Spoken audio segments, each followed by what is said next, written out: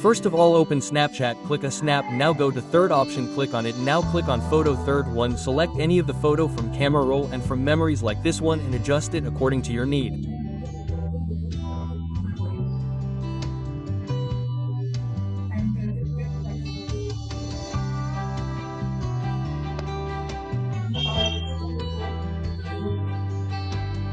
You may also select from memories like this one, adjust it, and you may send it to anyone.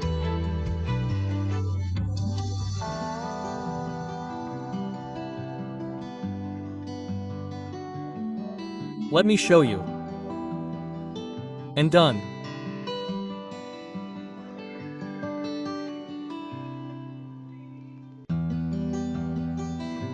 Don't forget to like and subscribe the video.